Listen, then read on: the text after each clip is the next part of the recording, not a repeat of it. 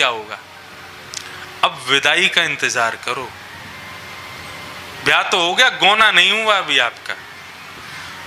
सत्संग सुनने के बाद में परम सत्य जो मृत्यु है, उस मृत्यु का नाम बदल जाता है भक्त के चित्त में। संसार के लोगों के लिए वो मृत्यु है, लेकिन सत्संग श्रवण करने वाले भक्त के लिए वो गौना है। मेरा ब्याह हो गया, अब ब्याह के बाद मैं अपने मायके में हूं, अपने माता पिता परिवार के साथ रह रहा हूं या रह रही हूं। मेरे प्रियतम कौन है? श्री राधा रमन लाल प्रियतम है। अभी नन्हे से बालक ही तो है राधा रमन जी। जिस दिन योग्य हो जाएंगे उस दिन मेरा हाथ पकड़ करके गौना करके मुझे अपने देश ले जाएंगे, अपने साथ ले जाएंगे। तो मृत्यु का स्वरूप बदल जाए, मृत्यु ना होके गौना हो जाए, वो गौना है मेरा। सत्संग के बाद में मानव की दिनचर्या बदल जानी चाहिए।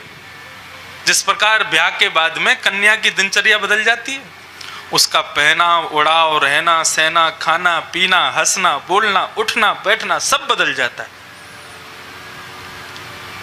कल तक बेचारी बिल्कुल कैसे सहज अवस्था में कहीं भी चली जाती, कहीं भी बैठ जाती, कहीं भी हंस लेती, कहीं भी खा, अब प्रियतम के अनुसार रहती है, उसके अनुकूल रहती है। ठीक वैसे ही सत्संग के बाद में आप में भी परिवर्तन आ जाना चाहिए। आपका उठना बैठना, खाना पीना, हंसना बोलना सब बदल जाए, सब बिल्कुल वैसा हो जाए जैसे विवाहिता कन्या का हो जाता है, ऐसे अपने प्रियतम के लिए हो जाए। गौने की तैयारी कर रहे हैं ना, गौने के बाद में ससुराल में तो शिष्टाचार से ही रहना पड़ेगा, तो इसलिए पहले से मायके में पूरी व्यवस्था। पहले माता बहनों का ब्याह हो जाता था, गौना क्यों नहीं होता था? बाल अवस्था में ब्याह हो जाता था, उसके बाद में गौने तक क्यों रहती थी मायके में? बोले अब इसको सिखाओ कि ससुराल में रहना कैसे। ठीक उसी प्रकार अब सत्संग श्रवण के बाद में ब्याह हो गया, अब सीखो कि हमको अपने ससुराल में रहना कैसे, हमको अपने प्रियतम बिहारी जी के संग रहना कैसे, उनको जो प्रिय है। आहा, भक्तिमती मीराबाई। जिन भेषा मारो सांवरो रीझे, जिन भेषा मारो गिरधर रीझे, मैं तो सोही भेष धरूंगी।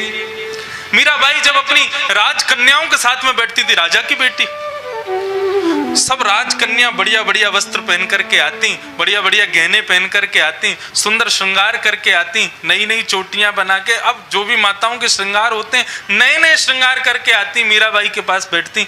मीराबाई एक साधारण वस्त्र में, एक रंग का वस्त्र है, एक ही रंग की चुनरी है, एक ही रंग का सब कुछ पहन करके केवल गले में एक माला पहन लेती है,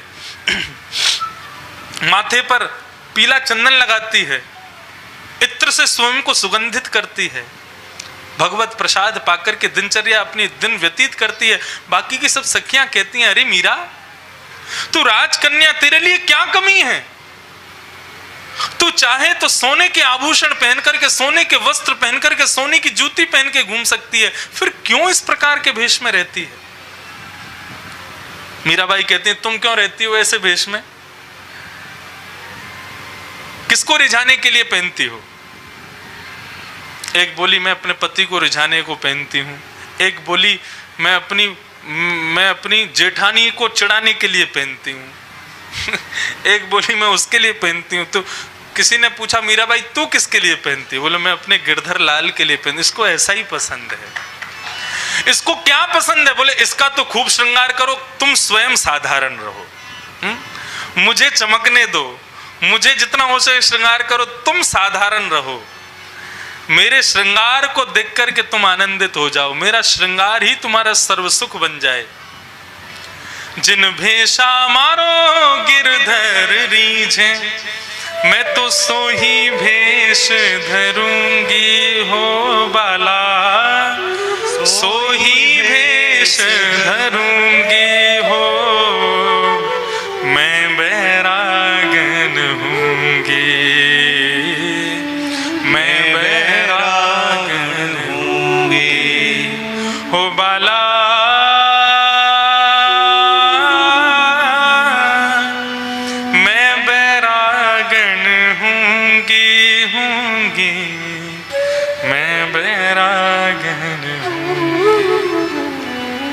मैं बैरागन रहूंगी। क्यों? मेरे लाल को पसंद है, मेरे प्रियतम को पसंद है, मेरे प्रियतम को प्रिय है।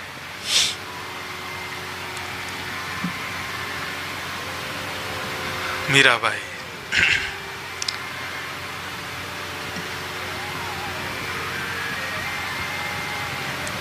तो सत्य क्या है? मृत्यु सत्य है। धर्म का 9वां लक्षण मृत्यु का ही दूसरा नाम है सत्य। वो 9वां लक्षण कुछ और नहीं, मृत्यु ही है, सत्य ही है। उसके लिए जो प्रयास कर सको करो, वो सुखद कैसे बने। हम जीवन भर ठाकुर जी से प्रार्थना करें, साईं अम्मा से प्रार्थना करें, अपने गुरुजनों से प्रार्थना करें, हमको जीते जी भगवत दर्शन मत कराओ। हम जब तक जीवित रहें तब तक भगवत दर्शन ना हो, ऐसे ही सत्संग सुनते रहें। क्योंकि ऐसा हो सकता है कल को राधा रानी मिल गई, परसों से कथा सुनना बंद कर दोगे, हमको तो राधा रानी मिल गई, अब क्यों सुने। तो इसलिए भैया अभी बचो उससे भी। भगवत दर्शन नहीं हो, अभी सत्संग में ही परम सुख है हमारा। सत्संग मिले, कथा मिले, भगवत दर्शन मिले, वृंदावन का दर्शन मिले। फिर भगवत दर्शन कब मिले? जब अंतिम श्वास निकल रही हो, हम शेष शैया पर, हम शयन शैया पर पड़े हों, मृत्यु शैया पर पड़े हों, उस समय पुत्र ना दिखे, पुत्री ना दिखे, माता पिता ना दिखें, परिवारी ना दिखें, उस समय पीतांबरधारी श्री राधा रमन लाल दिखाई दें। केवल अंतिम श्वास में हमारे प्रियतम जिनसे हमारा ब्याह हो चुका है वो हमारा हाथ पकड़ने आ जाएं, हमें गौना करके अपने साथ ले जाने आ जाएं। बस यही हमारा जीवन बन जाए। उस सत्य की प्राप्ति के लिए जो करना पड़े वो करो। यही धर्म का 9वां लक्षण है। परम सत्य की प्राप्ति, सत्यम। अब आता है धर्म का अंतिम लक्षण, अक्रोध, यानी कि क्रोध ना करना। क्या संसार में कोई बिना क्रोध किए जी सकता है? नहीं जी सकता ना? हाँ या ना कुछ तो बोलो। बिना क्रोध के कोई जी सकता है संसार में? नहीं जी सकता। तो फिर पूरे क्रोध में कोई जी सकता है? 24 घंटा क्रोध में? हम आज करके ही देखो, कथा के बाद में क्रोधित हो जाना और फिर 1:30 बजे कथा पूरी हो, कल 1:30 बजे तक गुस्से में ही रहना। रह पाओगे? नहीं रह पाओगे। क्रोध के बिना भी नहीं जिया जा सकता और पूर्ण रूपेण क्रोध में भी नहीं रहा जा सकता। क्रोध होना चाहिए, लेकिन कैसा क्रोध होना चाहिए? शास्त्र आज्ञा करते हैं, याद रखना इसको। उत्तमेषु क्षणं क्रोध, मध्यमे घटिकाद्वयम्, अधमे स्यात् अहोरात्रम्, चांडाले मरणांतकम्। क्रोध होना चाहिए, लेकिन कौन सा क्रोध अच्छा है? उत्तमेषु क्षणम क्रोध। सबसे उत्तम क्रोध कौन सा है? बोले क्षण भर का। गुस्सा हुआ भी था ये पता भी नहीं चले सामने वाले को। तुमको गुस्सा आया था? हमको तो पता ही नहीं चला। बोले हाँ, उस समय मैं शांत बैठा था, गुस्सा आ रहा था मेरे को। वाह भैया, हमको तो पता ही नहीं चला। कईयों के गुस्सा ऐसे होते हैं कि अड़ोसी पड़ोसी क्या पूरे देश को पता चल जाए उसको गुस्सा आ रहा है। अच्छा, गुस्से कई अलग अलग प्रकार के होते। कई लोगों के गुस्सा ऐसे होते हैं, उनको लगता है मैं गुस्सा हूं, सबको पता चलना चाहिए। और उस समय यदि उसको कोई नजरअंदाज कर दे, किसी को गुस्सा आ रहा हो और उस समय कोई उसकी तरफ ना देखे और सहज, तो उसको और गुस्सा आ जाता है। इसको पता नहीं चला मुझे गुस्सा आ रहा है। गुस्से के बड़े बड़े रूप होते हैं। कई लोग, एक माता जी की बेटे का ब्याह हुआ तो बहू आई नई घर में। 3 दिन से मैं यहाँ कथा करने आया, रोज मुझको चुटकुला सुनाया जाता। अब मैं भी सुना के जाऊंगा एक। जब हम यहाँ से जाते तो हमको कोई ना कोई एक चुटकुला सुनाया जाता है। ये भी यहाँ की प्रथा है कि जो महाराज जी आवे उनको हंसाया जाए। मतलब ऐसी ऐसी सुंदर आपकी व्यवस्था हमको बहुत बढ़िया लगी। लेकिन महाराज ये यहाँ की प्रथा है, कई जगह चुटकुल्ला सुनाने पर गुस्सा हो जाते हैं महाराज जी। हमको चुटकुल्ला सुना रहे हो, हमारी गरिमा महिमा का कोई ध्यान नहीं है। तो एक माता जी, उनकी बेटे का ब्याह हुआ, तो ब्याह होने के बाद उनकी जो बहू आई, 3 प्रकार के दुखी होते हैं लोग। एक तो होते हैं समय से दुखी, उनका बेचारे करते बहुत अच्छा है लेकिन उनका समय खराब आ जाता है, दुखी हो जाते हैं। एक होते हैं कर्म से दुखी, कर्म गलत करते हैं तो फिर दुख तो भोगना पड़ता है बाद में, जैसा करोगे वैसा भोगना पड़ेगा। और तीसरा दुख होता है स्वभाव से दुखी। एक आदमी अपने 3 बच्चों के संग पार्क में बैठा था, दूसरा कोई व्यक्ति घूमता हुआ आया, तीनों बच्चे इतने प्यारे उसके, उसने कहा ये तीनों बच्चे आपके हैं? तो वो बोला 4 होते तो तू क्या कर लेता? अरे भाई पूछा ही तो है मैंने कुछ नहीं 4 होते तो तू क्या कर लेता बता? जबरदस्ती गुस्सा, इसको कहते हैं स्वभाव से दुखी। देखो, कर्म से जो दुखी है वो सुखी हो जाएगा, काल से जो दुखी है वो भी सुखी हो जाएगा, स्वभाव से जो दुखी है उसको कोई सुखी नहीं कर सकता। तो माता जी स्वभाव से दुखी थी, उनकी नई नई बहू आई। बहू ने आज भोजन बनाया तो दाल बनाई, बढ़िया सब्जी बनाई, रोटी माता जी को पवाया, और दाल में थोड़ी नमक कम पड़ गया। माता जी ने जैसे पाया तो चिल्लाने लगी, ए बाहर निकल के आओ, तुम्हारी माता जी ने कुछ नहीं सिखाया तुमको? ऐसी दाल बनती है? ऐसे बनाते हैं दाल? इसमें नींबू नहीं है, नमक नहीं है, बिल्कुल चटपटी नहीं है, ऐसी दाल ला, एक कटोरी और दे इसमें। भरती पी के जा रही है लेकिन गाली सुना रही है उसको। बहू के मन में तो है, बोलूं तो सही, माँ इतनी बुरी है तो पी क्यों रही हो, ला और दे इसमें। पीती, देख बिल्कुल नमक नहीं है इसमें, जरा देना थोड़े, तो नींबू भी नहीं है। अब वो ऐसे सुनाती गई, वो समझ गई कि ये माता जी हमारी स्वभाव से दुखी हैं। दूसरे दिन उसने कढ़ी बनाई, हाँ सिंधी कढ़ी आज बनी है, आज बनी है ना। कल पिताजी बता रहे थे ना, मेरी कथा हुई, मेरे जीवन की पहली कथा द्वारिका में, दूसरी कथा हुई न्यूयॉर्क में। तो जब मैं न्यूयॉर्क गया तो वो कथा जिन्होंने कराई थी सब सिंधी परिवार। अच्छा आप लोग तो फिर भी यहाँ, वो पता है कहाँ से थे? सब पाकिस्तान के थे। और वो मेरे सामने बात करते थे। एक आए बोले महाराज जी कल मैं जा रहा हूँ, बस आज तक की कथा सुनी। मैंने कहाँ जा रहे हो? बोले कराची। मैंने कराची? अब कोई हिंदू भाई कराची बोले तो थोड़ा मन में लगता, मैंने कि कराची क्यों? मेरी बेटी का ब्याह है पाकिस्तान में। मैंने पाकिस्तान में क्यों कर रहे? बोले मेरा घर ही पाकिस्तान में है। मैंने कहा वाह भैया। तो वहाँ कथा जब हुई तो उन्होंने भी सिंधी कढ़ी मुझे खिलाई, बहुत स्वाद, खूब आनंद आया। आज फिर मिलेगी खाने को। कढ़ी जो दाल को भी टक्कर मारे उसको कढ़ी बोलते हैं। हमारे ब्रज में तो गाली है कढ़ी खाए। किसी को आपने बोल दिया ब्रजवासी को तो गुस्सा हो जाएगा। तो कढ़ी बनाई बहू ने, कढ़ी बना करके अब सासू माँ को जब दी तो सासू माँ ने जैसे ही खाई, बहू झांक रही थी जंगले में से,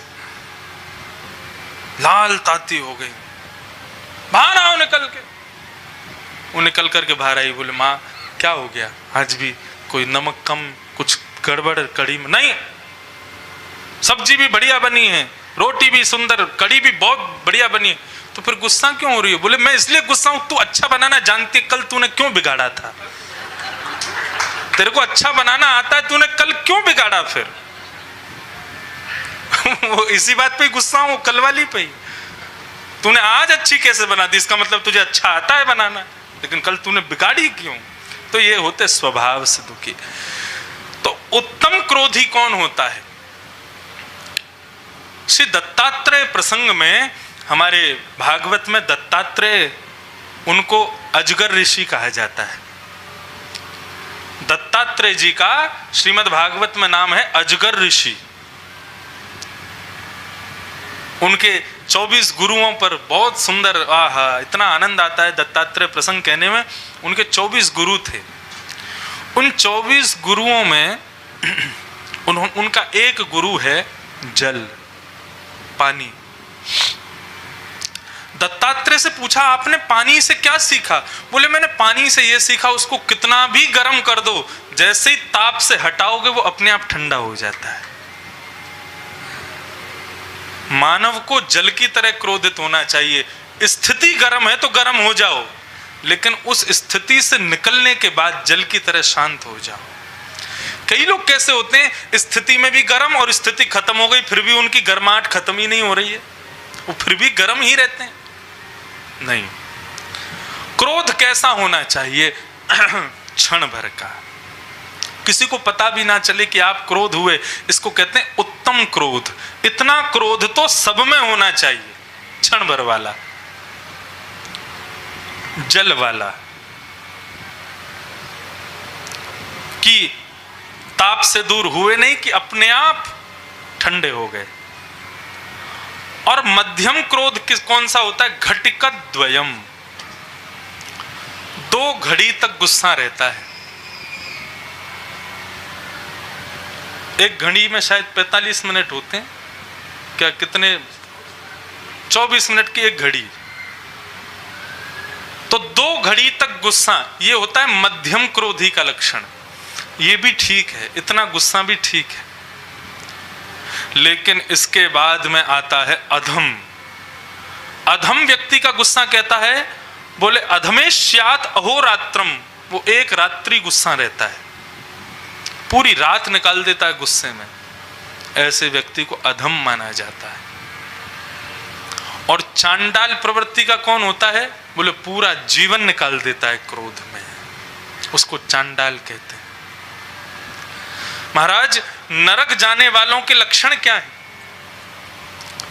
नरक जाने वालों के लक्षण क्या है? अब धर्म के लक्षण पूरे हुए नहीं कि अब हम नरक जाने वालों के लक्षण पर फिर से कथा शुरू कर दे रहे हैं। अत्यंत कोप कटुका चवाणी, ये याद कर लेना। यदि नरक जाने से बचना चाहते हैं तो ये नहीं होना चाहिए कभी।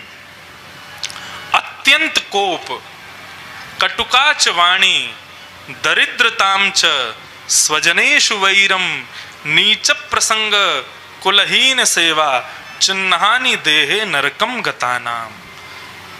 ये 6 चिन्ह हैं नरक जाने वालों के। उनमें सबसे पहला चिन्ह है अत्यंत कोप, भयंकर गुस्सा। यदि किसी को बहुत गुस्सा आता है तो वो सावधान रहे, उसको कोई नहीं छोड़ेगा, नरक जाने से कोई नहीं बचा पाएगा। श्री हरिराम व्यास जी हुए, नाम सुना है आपने, बहुत विद्वान थे, पूरे भारत के विद्वानों को हराते घूमते थे। बनारस में जाकर के वहां के विद्वानों को हराने के लिए चुनौती दी तो भगवान काशी विश्वनाथ ब्राह्मण का रूप धारण करके आ गए। और विश्वनाथ भगवान को ब्राह्मण रूप में देख के हरिराम व्यास जी बोलने लगे, आओ ब्राह्मण शास्त्रार्थ करने आए हो। विश्वनाथ भगवान बोले, मैं शास्त्री नहीं जानता, अर्थ क्या करूंगा, मैं तो आपको विद्वान जान के एक प्रश्न करने आया हूं। बोले करो, विवेक क्या है? हरिराम व्यास जी हंसने लगे, बोले मेरे स्तर का प्रश्न पूछो, ये बालकों वाले प्रश्न नहीं। बोले मेरी बुद्धि में इतना ही आ सका था, मैं इतना ही पूछ रहा हूं, विवेक क्या है? हरिराम व्यास जी बोले, सद असद का ज्ञान हो जाना, क्या सही है क्या गलत है ये ज्ञान हो जाना, यही विवेक है। काशी विश्वनाथ भगवान बोले, आप विवेक युक्त हो गए हो? मतलब क्या कहना चाहते हो तुम? बोले कि अपनी विद्या से दूसरे विद्वानों को हराना, क्या इसीलिए विद्या प्राप्त की जाती है? हम शास्त्र वेद पुराण आदियों का पठन इसलिए करते हैं ताकि और जो लोग पढ़े हुए हैं उनको मैं हरा सकूं, इसलिए पढ़ा आपने। क्या यही विवेक है आपका कि बेचारे ब्राह्मण जो बड़ी मुश्किल से अपने जीवन यापन करते हैं, अपने परिवार का पेट पालते हैं, उनको हराने के लिए, उनको नीचा दिखाने के लिए आप विद्वान बने हो? यही विवेक है आपका? हरिराम व्यास जी चरणों में गिर गए, आप कौन हो? आप ब्राह्मण नहीं हो, कौन हो मुझे बताओ। इतने में ही भगवान शिव प्रकट हो गए और भगवान शिव ने कहा कि संसार में दूसरों के हृदय को क्षोभ यदि विद्या से भी पहुंचा रहे हो ना, तो विद्या भी श्रेयस्कर नहीं है।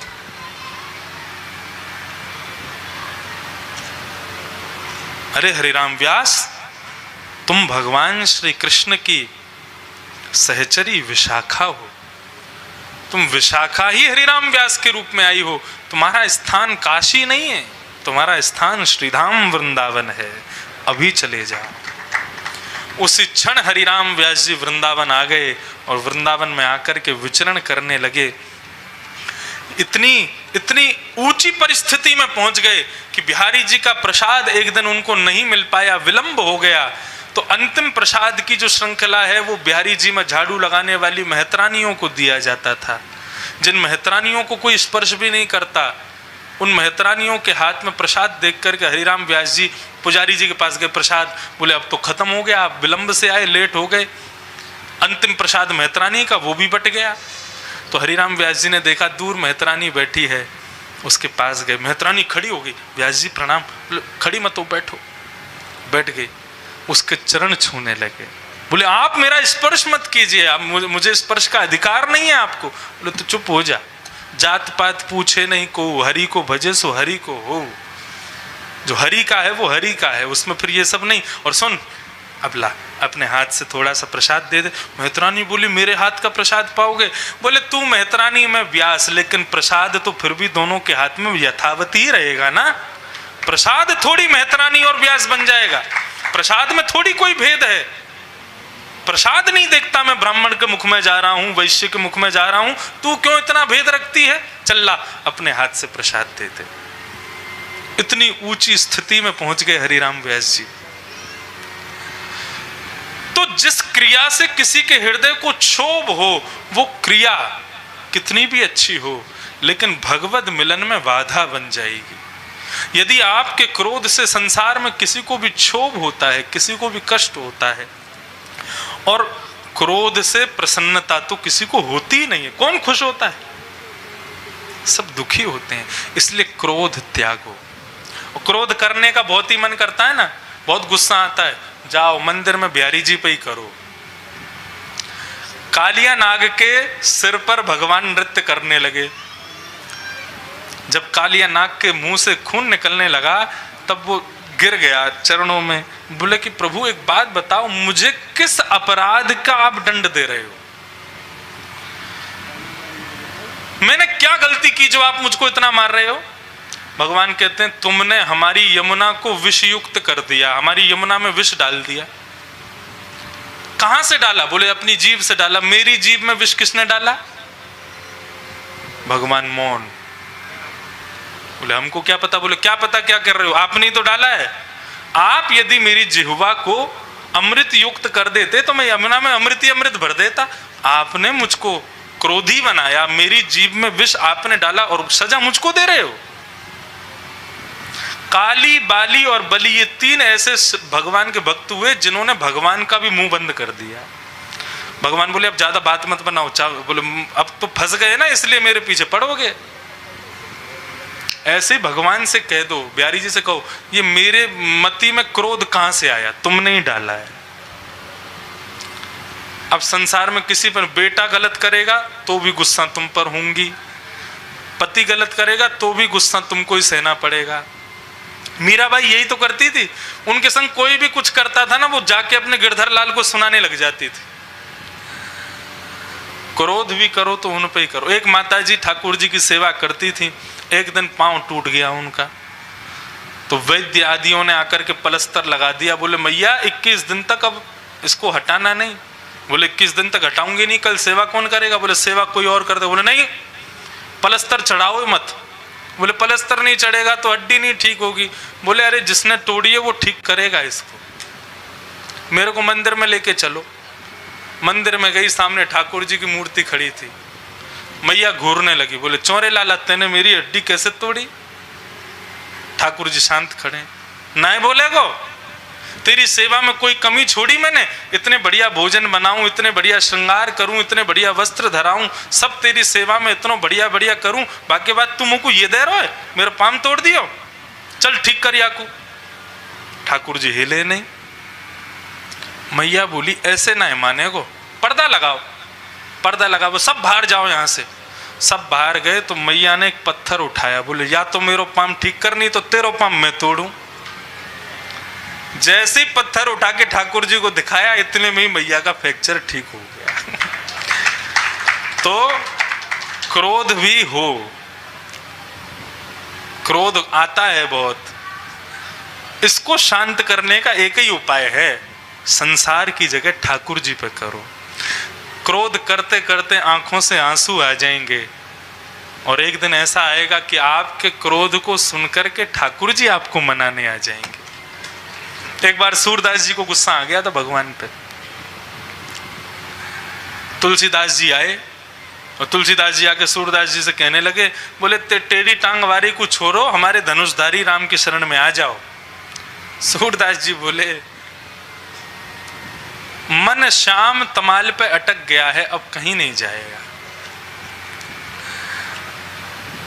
बोले फिर भी बड़े तो हमारे रघुनाथ जी रहेंगे। बोले देखो हम कोई कंपैरिजन तो करते नहीं बड़े छोटे का, लेकिन भैया तुम्हारे माटी के मथोनाते तो बढ़िया हमारो श्याम सुंदर ही है। तुलसीदास जी बोले आज तुल के देख ही लो कौन बड़ा है। तुलसीदास जी और सूरदास जी दोनों पहुंचे। एक तराजू में तुलसीदास जी एक तरफ बैठ गए, जय हो मेरे श्री सीताराम, दूसरी तरफ सूरदास जी बैठ गए, जय हो मेरे गोपाल जी।